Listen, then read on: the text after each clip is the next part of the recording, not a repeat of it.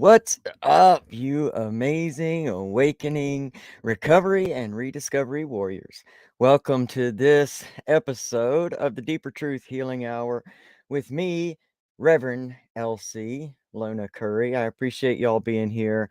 I am super grateful, honestly, as always, to even get to sit in this seat and come and share with you all. And tonight, I really want to share from my heart. I have been in an amazing growth time, just a time of growth and stretching. And I can't imagine that I'm alone. We are moving into a very different time coming up. We are on the cusp of March, and we are on the cusp of some amazing shifts and changes that are not only happening in the collective, consciousness, the world as a whole, but within us. And especially in the recovery community, in the spiritually awakening communities, we are going through a lot of things.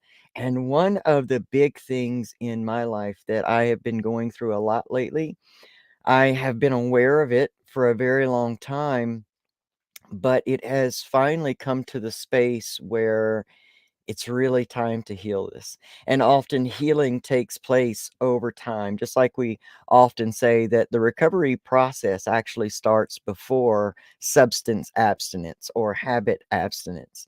That recovery process begins in those moments of knowing that something different has to happen, that we know that we have to become different and we have to make changes in our lives and we have to do healing. And so these things happen over time and they're spread out over time. And so tonight, I want to talk about a pattern of behavior that a lot of us in this recovery, especially this addiction, substance use recovery space, go through. And that is the pattern of people pleasing.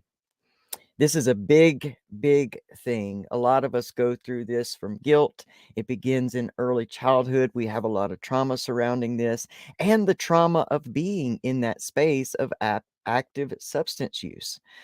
There is trauma behind that.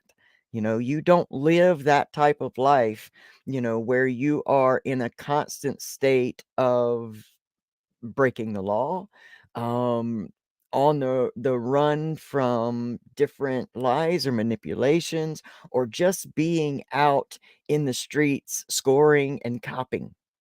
You develop trauma from those actions and that behavior.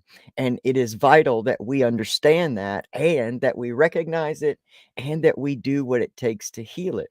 So I want to talk about this with you tonight. I want to start right now, by just let's talk about Webster's dictionary's a definition of people pleasing. So it says a people pleaser is a person who has an emotional need to please others, often at the expense of his, hers, or theirs own needs or desires. There's a lot of that goes on, especially when it comes to families, especially when it comes to a space of feeling unworthy within ourselves. That's really where it comes from. It comes from needing a validation.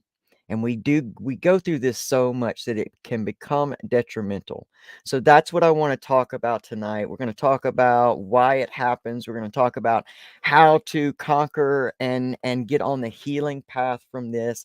And I hope there'll be something in this, regardless of why you're here, that you will find that resonates with you, that you can put into practice in your life today and go ahead and create that change and that life that you imagine and can achieve for yourself. In the meantime, I want you to go over to Amazon and pick up this amazing book by my friend Pamela Topchian, which there is something in this book about everything we talk about here. This is a healing process. It's filled with hope. It is filled with amazing stories. And the heart that wrote this is an amazing human being. It's called I Didn't Come This Far to Only Come This Far. And you can go over to Amazon and you can type in Pamela Topchian. And you can also look at the amazing original art journals and different pieces that she has there. She also has an Etsy store, but make sure that you get with Pamela Topchian. She's usually here in the chat. So if she's here tonight, hit her up. If you stick around to the end of the video, Pamela also has another gift for this audience through breakthrough hypnotherapy, but you're going to have to stick around to the end. So, if you all are absolutely ready to get into this amazing Deeper Truth Healing Hour, then I am too. So, let's go.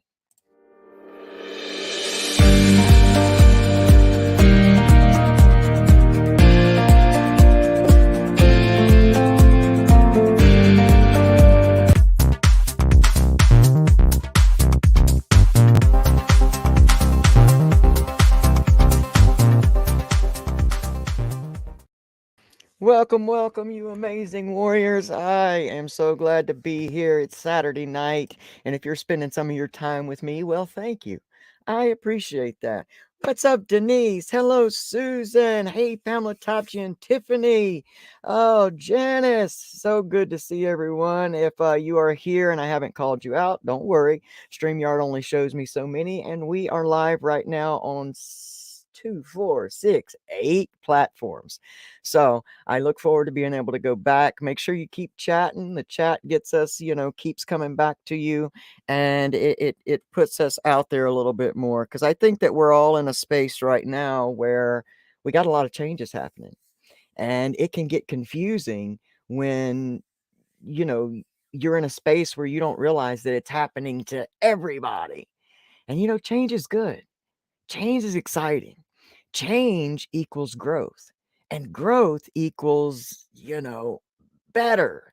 It equals expansion. And those things are really amazing. And we get stuck in those spaces where, we get afraid of change, and we get in our rituals and our routines, and they give us comfort. And it is hard for that, but we are very adaptable beings, and we can create new rituals and new routines that can easily become a greater place of peace for us. But we got to live our best life. This is our life. This is the time that we are here in this moment to be our divine expression, in this life. I don't know what happens later. I don't know what happens if we come back. I don't know any of that stuff. What I know is I'm here right now. And there is a standard that I want to live my life by that is validating for me.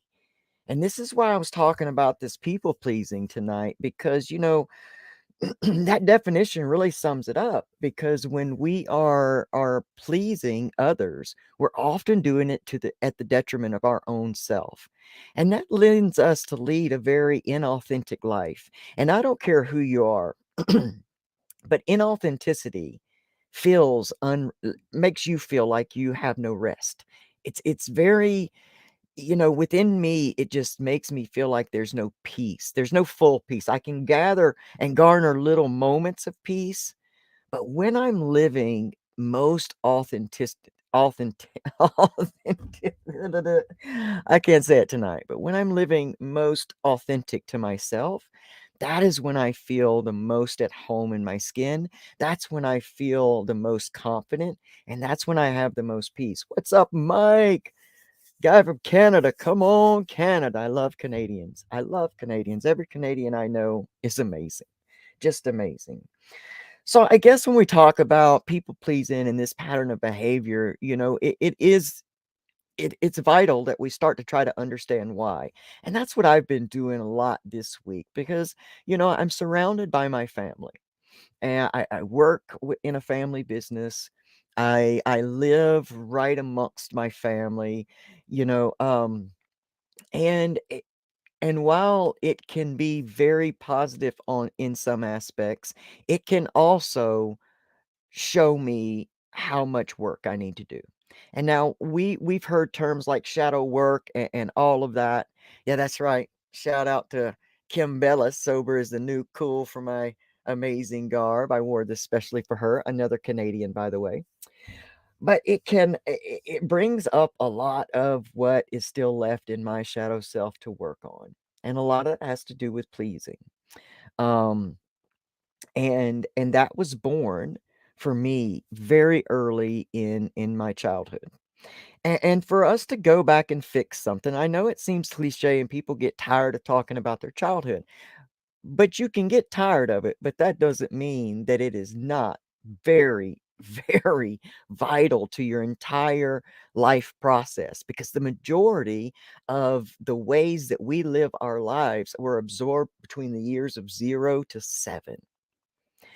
We learned a lot, especially in those times where we weren't speaking and we really couldn't get around, and we were just there as the sponge absorbing everything in our surroundings. We were so super subconscious at that time that we were unconsciously learning how to survive in this unit called family.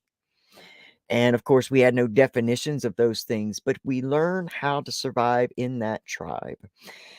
And one of the things that was real early, my mom was a young mom. My father was young, and they were, very much trying to play house, because in the mid 70s, when young people got pregnant, they got married. That was just what they were supposed to do. If not, it was a shame to the family and this, that, and the other. I was born in the Deep South. So that's what they did. They got married. They were kids. They didn't know each other. And so I can imagine that there was a ton of tension and stress within that atmosphere that I myself was absorbing. We also had a very traumatic fire in which I died in that fire very, very young. And so I know that I've had a lot of trauma even before I can remember, but the stuff that I do remember, my mom and that relationship quickly went by the wayside, and she was always kind of outrunning her parents, which thought that they could raise me better, and I think really stayed on top of her about what she wasn't doing right, and just stayed on top of her to have a husband and settle down and do the things that she was supposed to do in that time. And so I know that I absorbed a lot of tension and a lot of stress. Now, fast forward, one of the, marriages that I really remember was very abusive, and it was in this time, oh my gosh, Bradley Bagwell, love you. It was in this time that I really started absorbing, hey, Lisa. I really started absorbing this very real sense of gauging the energy, because the man that she was married to was very abusive, and he was also an alcoholic. So at a very young age, I learned how to count the beers that he would drink to know what kind of night we were going to have. And I also saw my mom do a lot of this stuff. So as I started learning how to gauge the tension in the room and then perform or be quiet or disappear and not be seen, that developed this pattern of behavior in me called people pleasing. And it is often going to be within the person in our family that we most feel like we need the validation from. And I think that it starts out with that with a different phrase. I think it's called parent pleasing. And that's really, really what it was. I was always there trying to parent please because my survival depended upon it. And now I hope that possibly, and what I'm saying to you now will call up some memories for you where you can start to learn where this pattern of behavior of people pleasing began in your life. Because later on in this video, we're going to go back to that time, and we're going to talk to that person a little bit and try to give them some compassion and give them some assurance, because what all of this comes back to is a worthiness issue. It is a lack of self-worthiness, and often, if you didn't pick this up in childhood, if you don't have a childhood story, because this just continued to go on for me throughout my life. I don't think it ever stopped from that moment of that really seriously traumatizing relationship of my mom's, and always it being me and her. um I also picked up that behavior from her, and it still lives in both of us to this day. um and it's detrimental. It hurts to always be trying to avoid tension. It's, people pleasing is also a relationship with tension, and how we react with tension. And so if it was not, say, if it was not born for you during those times, if you are a person here that is absolutely in the space of substance use recovery, then it very well can absolutely happen during that time. Because when we step into the recovery space, from that space, we often do a lot of pleasing to people around us that's born out of the guilt. But again, what is the main theme? It's self-worth. We feel like we don't deserve people's love. We feel like we've done so many bad things that, that we owe to our family members and our friends and our jobs to not express ourselves. We don't trust ourselves enough to express ourselves. So a lot of times we just go along with things. We tell a lot of people yes when we really, really mean no. And what that starts to build is a lot of resentment. And we can get people pleasing very mixed up with service work. We can disguise people pleasing as service work. It's very easy to do, because to overcome this pattern of behavior takes some actions that are not going to feel comfortable.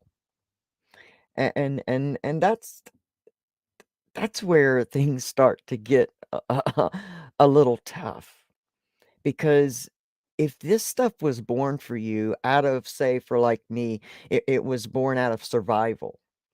If I did not people or parent please at that time, I could have really been hurt and harmed.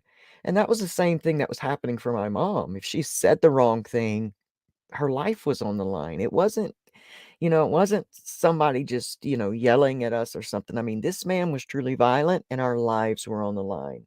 So that's why it is so embedded within us. But now I find myself doing it with her, with my mom. There will be things that I want to say. There will be, things that in the business that I want to express. And I don't, because my relationship with tension comes down to that place of, I'm not confident. I'm not confident in my knowledge to stand up for this, or I just want to keep the peace. Often people pleasing is disguised as peacekeepers.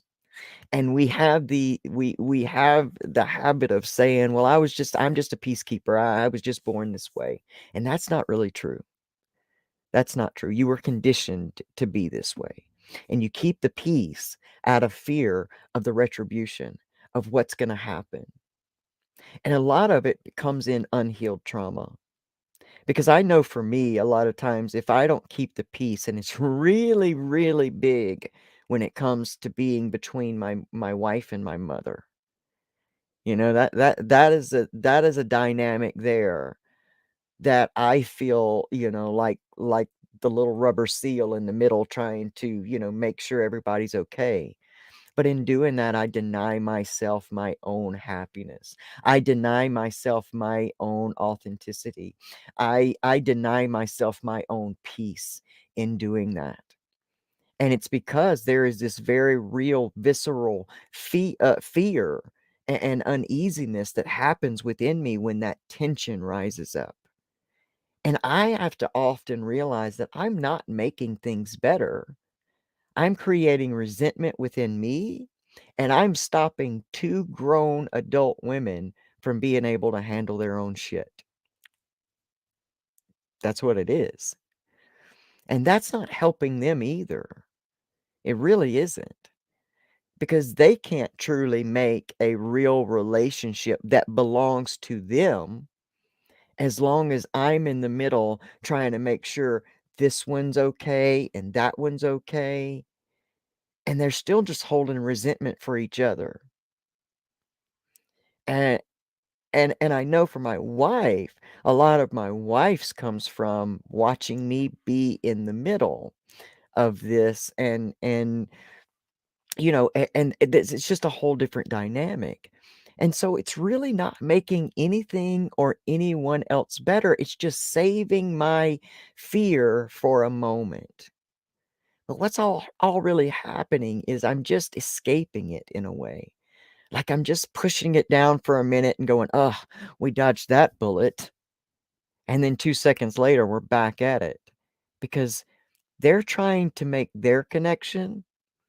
Divinity has brought them together for their journey, and I'm basically just standing in the way of that.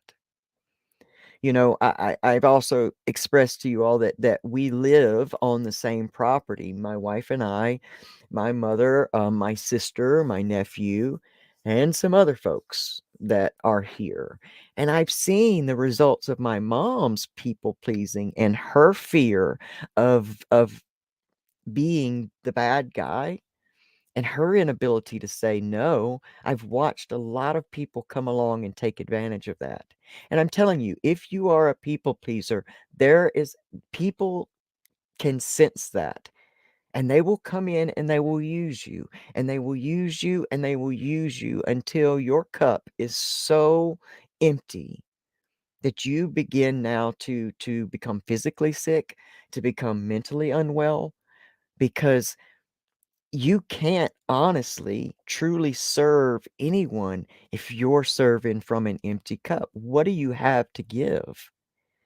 And so you're just out there like Wonder Woman with her, bracelets trying to dodge all these bullets from people. But who are you really saving? And what is it costing you to do this? And I believe that it's these moments where we find ourselves, because for everything and anything we do, we have to start with awareness. We have to be able to look at something because we can't begin to solve an issue, to create any type of change unless we're willing to look at something. And a lot of times we cross that up with emotion, especially if we're coming from a space where we struggle with worthiness. We cross that emotion of, if I look at this, if I become aware of this, then we start to somehow say, well, I'm doing something wrong. There's something wrong with me. What all of those things that we say to ourselves. But if we can kind of detach the emotion and just be able to see our patterns of behavior, we can start to really make a plan for what it is that will make us happy. I'm going to say this again in case you weren't here in the very beginning, but this is your life. Regardless of what's going on around you, this is your life. And this is where very real what I've been going through is reminding myself that this is my experience.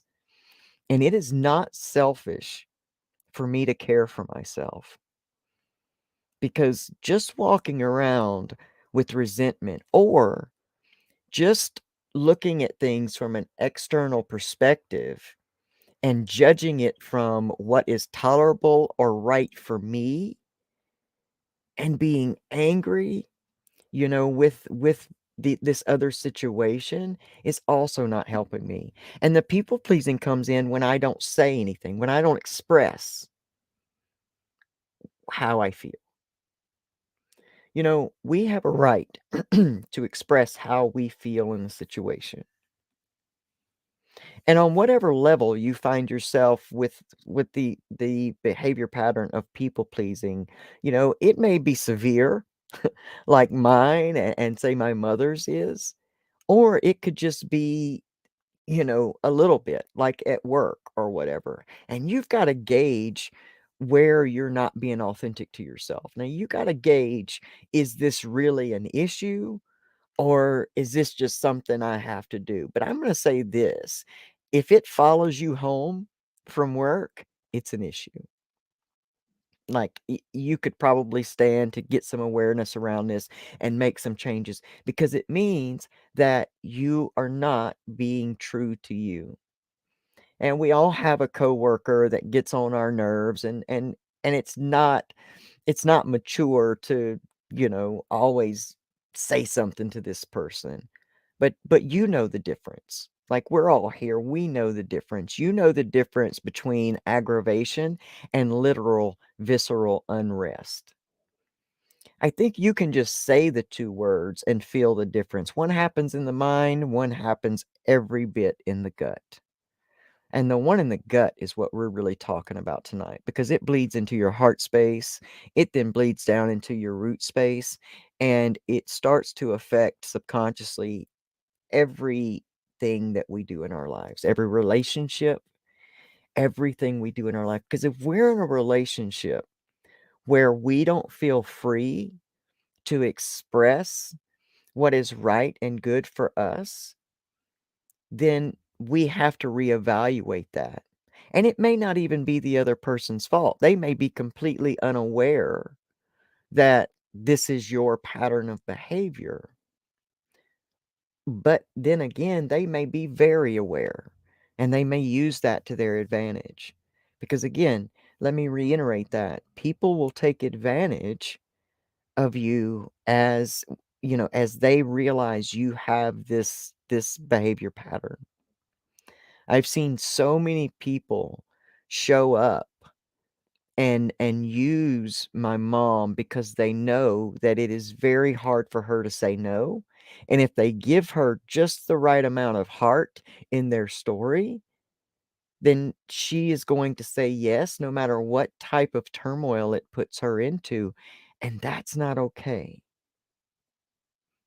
And sometimes we watch this from the outside and we wish that people could see themselves from our eyes. For me, I wish my mom could see herself through my eyes because if she could, she would know absolutely how smart and beautiful and strong and independent and valuable she is. And I'm sure people have thought that about me as well. And I've conquered this behavior a lot. It was really bad when I first came into substance use recovery because I almost felt this obligation to the people that were still out there active. I felt like I almost owed it to them because if I turned my back on it, it's that whole trauma bond situation and those folks will tell you, they will use that and guilt you. And then it went over into the service work. I would say yes to so many things that in reality, my heart, I just didn't wanna do. And then I began to attack myself. "Well, you're just being selfish. You don't have anything better to do. Why not say yes?" And then I started realizing I had to stop and look around at the people that were around me, and all of a sudden, I just realized they were all people that needed something from me. They wanted something from me. And it's hard to be in that space. It's hard to realize that. It is so hard to stand there and think of yourself as having been used. And it's even hard to break away from that because, you know, you're gonna get shit.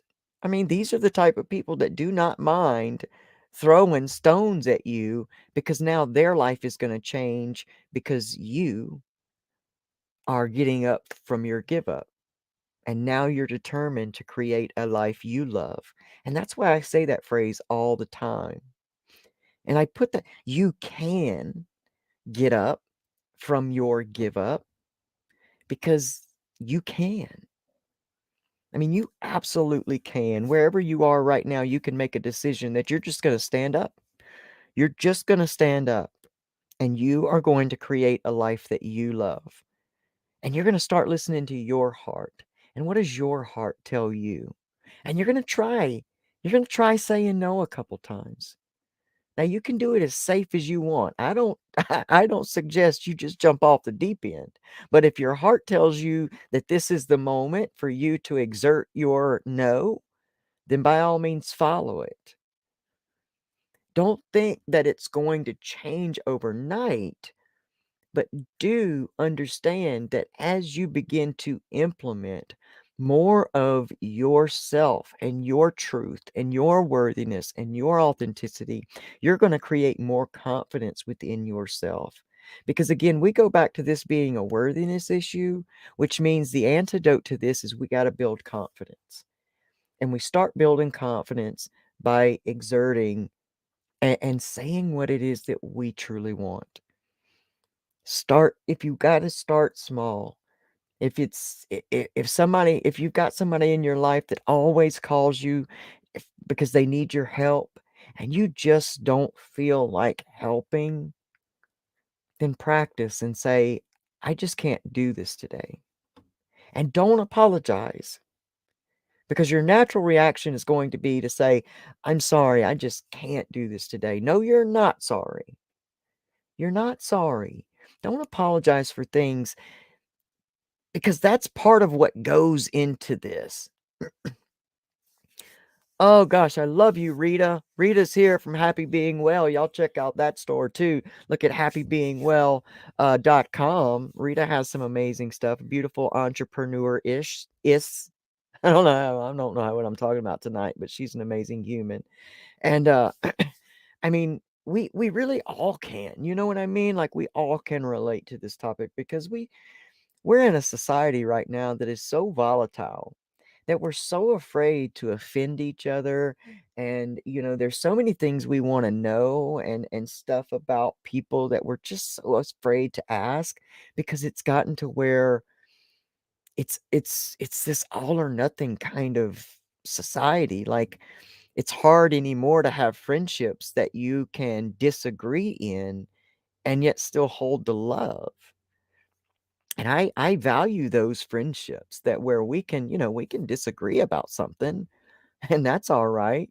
I can't surround myself with people that only feel and think the way I do, because that's not helping me grow at all. And so we really all can relate to this in one form or the other, and I hope that that's why that we can all get something out of this. For me, this is a very big time of growth in my life. I am really stepping on some I am stepping into some spaces that are very uncomfortable for me.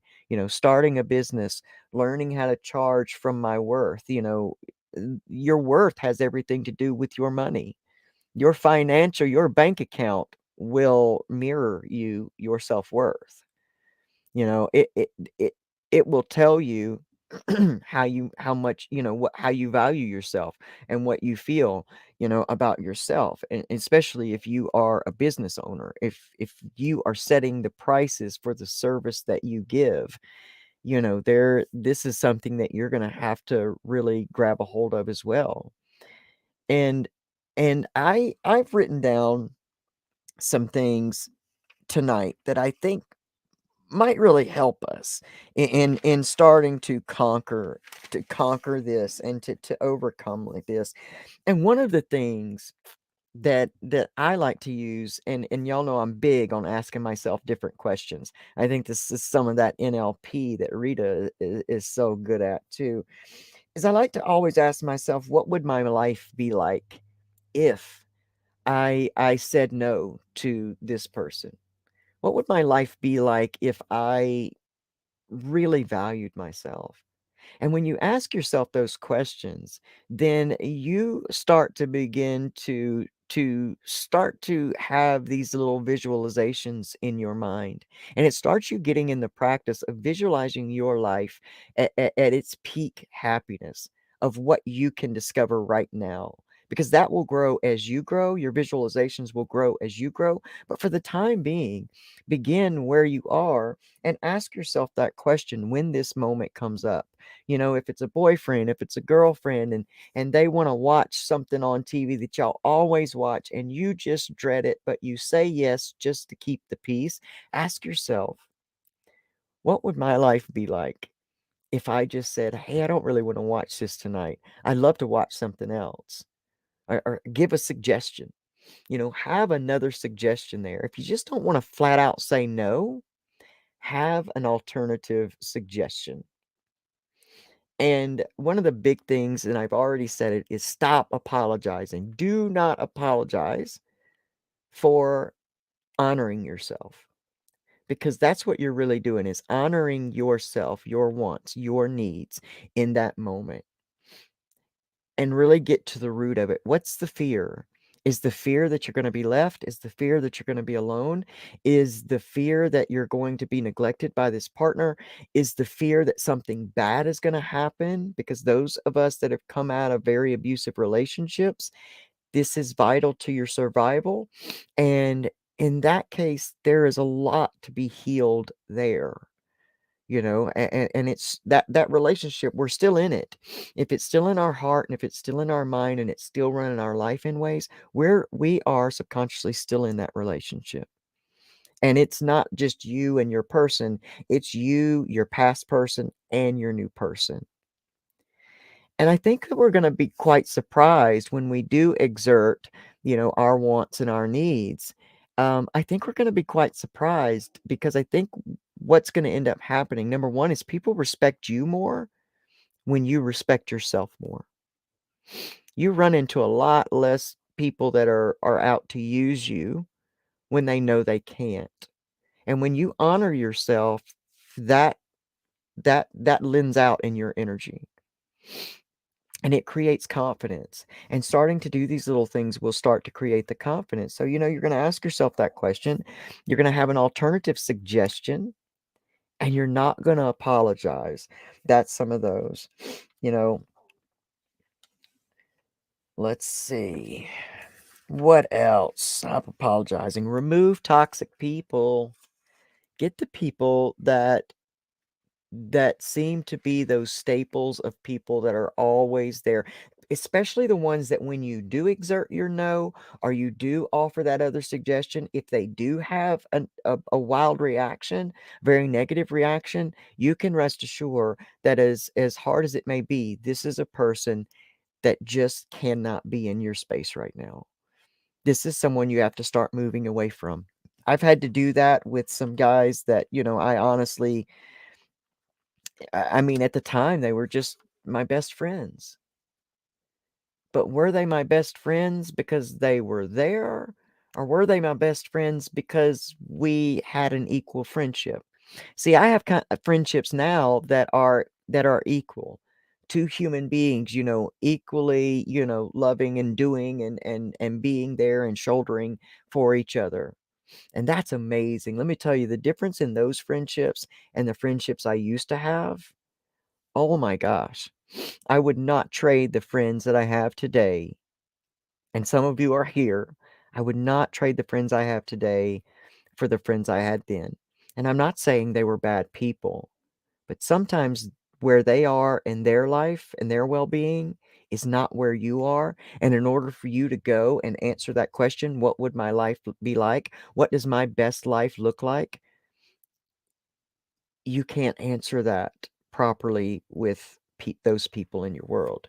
So you got to move away and remove the toxic people in your life. Because remember, many people will stay around you because you always say yes. So run your experiment. Take time for yourself. Take time for yourself. That's really good. So a lot of times we're put on the spot. A lot of times, us as people pleasers, people ask us something and we panic. Like, what do I do?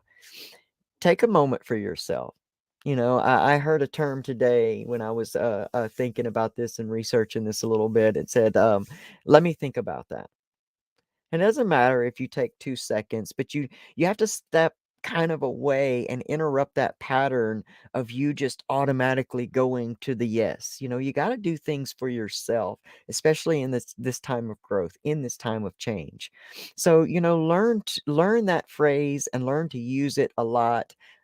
Let me get back to you, and step back and take a moment to yourself and run that feeling through.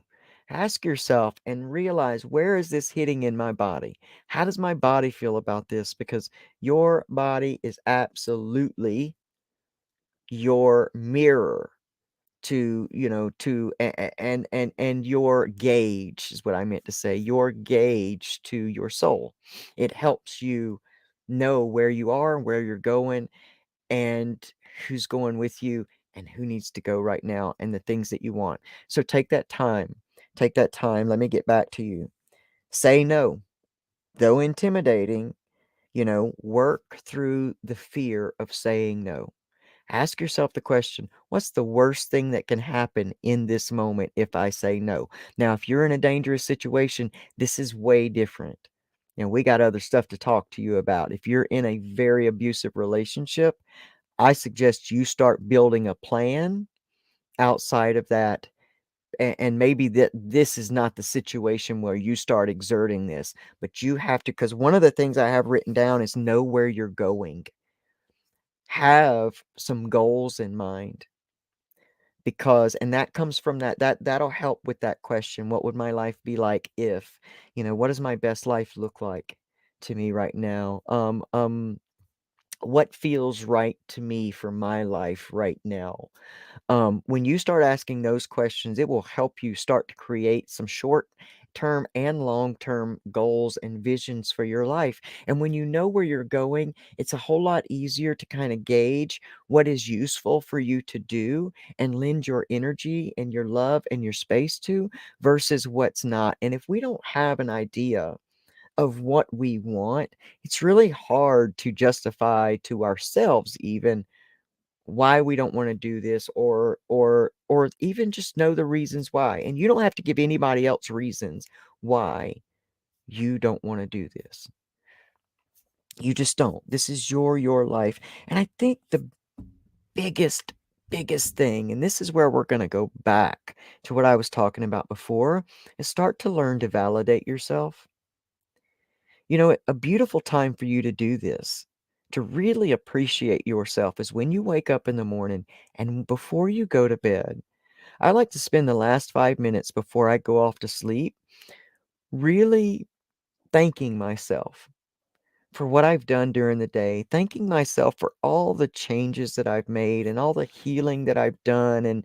And because when I'm in that space of gratitude for, I'm grateful that I have this amazing shelter and this comfortable bed and all that. When I'm doing that, I'm also thinking back over to the times where I had none of that stuff, where the life I live today is the life I dreamed of back then. And that's very comforting to me, and it also holds a lot of hope, because if I can get myself here from there, then all of the dreams that I have still in my heart now, I can get to from here.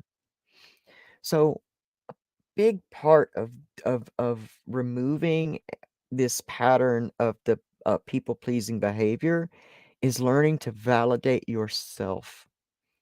Because in essence, when we're pleasing people, we're hoping for their validation. We need that external validation to say, yes, I'm a nice guy.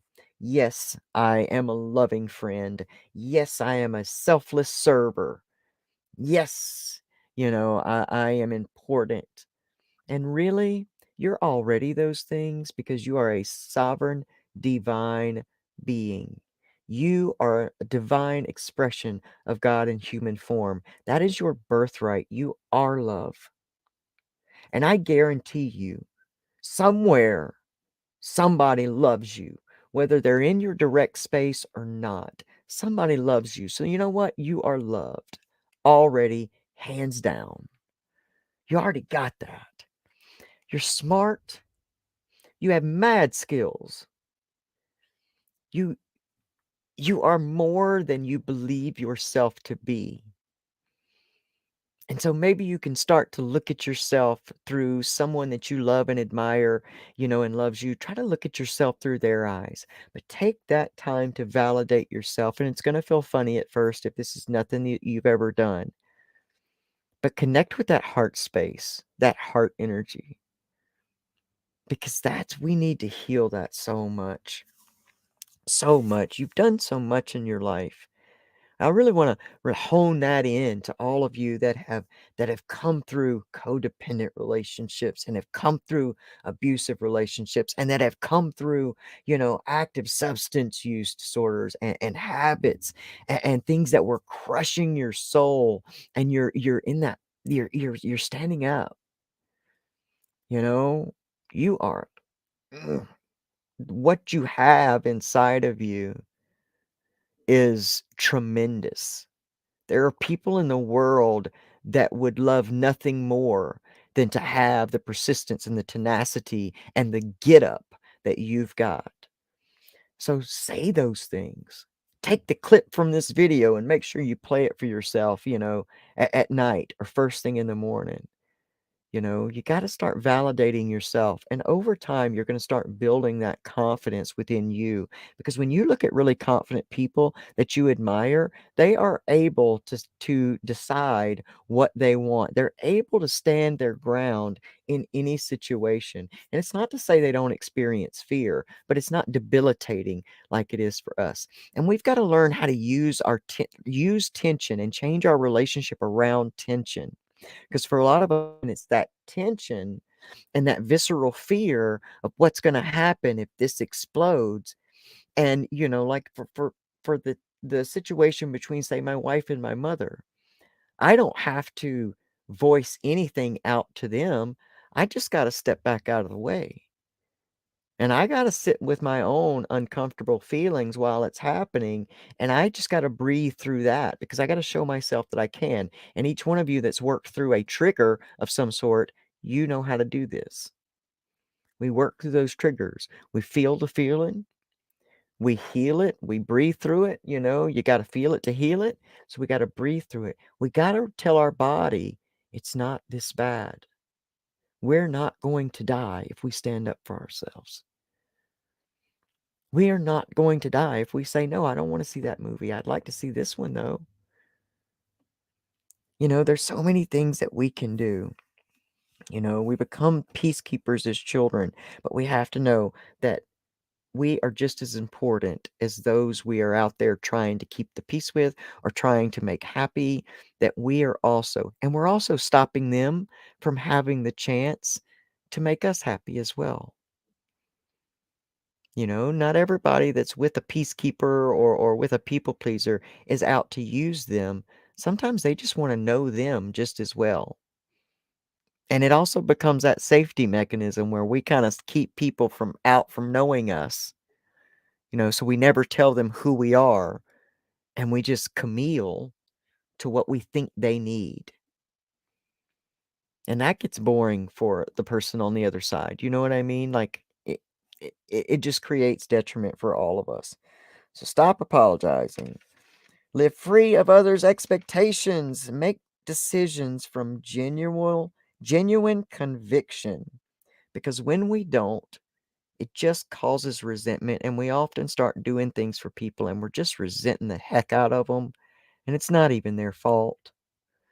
I did this and I had that note. I resented my grandparents so bad because when I expressed what I wanted to go to college for, from their experience, they said no. You can't get a music degree. What are you ever going to do with that? And instead of me just standing my ground and just insisting and saying, you know what, let me just prove it to you. Let me go for this. Trust my dream. I didn't. And in reality, what I ended up doing is self-sabotage. I subconsciously sabotaged myself because my heart was not in it. I did not make a decision from my own conviction. I made a decision to make them happy. I didn't trust myself. I didn't love myself enough to know that this was my path. And I knew that it was. And for many years, I just resented them, resented my life, and it kept me in that cycle of active substance use. Um, yeah, nurture yourself and nurture your past. And that was one of the things I wanted to talk to you. If you can remember what that past place was where maybe your people pleasing began, especially if it was a time that you can remember as a young child, take a few minutes and have the visualization of just sending love back to that person. In my transition, I often went back and talked to my younger self. And this sounds real woo-woo, and I'm aware of that, but it really helps. It's soul healing, I promise. I went back and talked to my younger self, and I would just tell myself, it's gonna be okay. We make it through this. And you are the person. You become the person that you've always known you were. And thank you. Thank you for surviving through this. Thank you for persisting through this. Thank you for keeping us alive this long so that we could see this drastic turnaround in our lives. And if you can go, if you're experienced in visualization, give that young little pleaser a hug. Validate that person. And because, that person's still very well alive in you. It's that person that feels all that fear within you when these situations arise. It's that little person, and they need love. And it it it's not by standards hyper masculine to do something like this, but we got to redefine what the heck masculine and feminine means anyway, because we're way off course, especially with the masculine. Masculine is an energy. It is not a set of behaviors.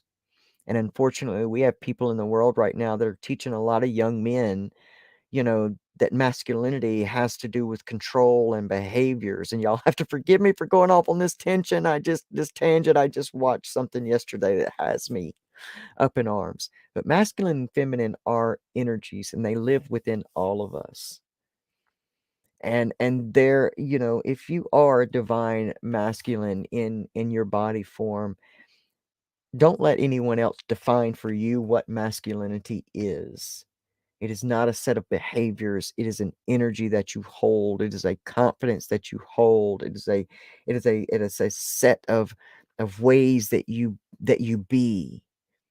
It is respectful, it is protective, it is loving, it is all those things. And there is a young boy, a young male living within you that is just as hurt as some of our divine feminines and the young girls that live in them.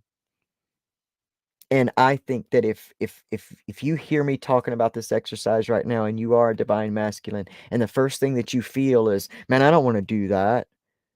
That's girl shit, or that's feminine shit. Then look at that and go back to the root of that and ask that young man why he doesn't feel free to love himself as a young man. And that's all I got to say about that. I love you guys. I want you to rise up. I want you to know it's a new year and you can have a new you. This is your time. Leave nothing undone, leave nothing unsaid. Follow your heart and your soul's path. Rise above your fear and the opinions and approval of others. You get a new mind. You write a new story. You live a new life experience. Yeah. Let me read some of these. Lisa, let me see that. Living in it as we speak. Bonus daughter gave someone I didn't know permission to stay at the house I'm staying at without even asking me. I spend a lot of time alone on purpose. Lisa, yes, yes. When I talk about my mother and the things that are happening right now that I'm kind of watching from the outside. Thank you, Pamela. I'm watching from the outside is basically that same situation. And I told my mom today, it's like standing out here and watching your house be on fire. And I'm trying to call everybody out, but nobody wants to come out. I keep saying, your house is on fire. Your house is on fire. And they're like, nah, no, it's not. We'll take care of it. And the flame just gets bigger and bigger. So I'm glad you showed up here tonight, Lisa, because you are important, highly important, and you have a right to your space, and you have a divine right to speak what you feel inside. Please don't put yourself in danger, and I don't want anybody to take this, in the wrong way. Do not put yourself in danger. If you're in an abusive situation, then this is something different. Again, make a plan.